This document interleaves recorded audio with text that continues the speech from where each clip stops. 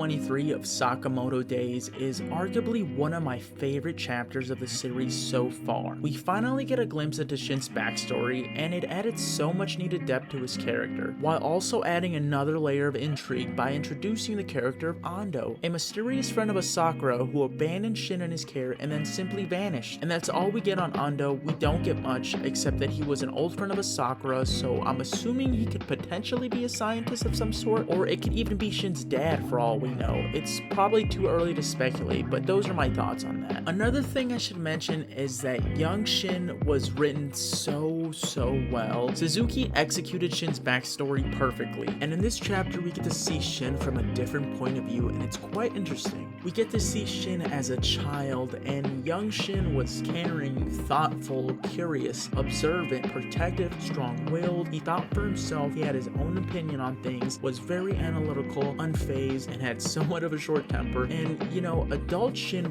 probably has all these traits as well, but most were not as apparent and noticeable when comparing it to young Shin. It just seems a lot more clear who Shin really is when you're looking at him when he was a child, because he doesn't have all this negative life experience weighing him down. And I want to elaborate on that. Both young and adult Shin in their core are the exact same person, and I know that's obvious, but stay with me. Shin was mentally strong from the very beginning. He didn't go through a massive transformation to get to the mindset that he has now, but that doesn't mean he hasn't changed. Usually in backstories, we get to see characters at the weakest battling through whatever struggles they might be going through at that time, ultimately to gain a better understanding of that character and why they do the things they do. And we still get that with Shin, but it's structured in a unique way. Shin has always been mentally strong, which is why when he got his powers, he was able to cope with the ridicule and the criticism, and he didn't let the pain negatively affect him. He learned to cope and accommodate his misfortunes, but as a consequence that forced him to change, because he had to not only learn how to use his powers, but how to hide them from others. He also had to deal with the constant noise of people's thoughts and had to be accepting of them, even if they were bad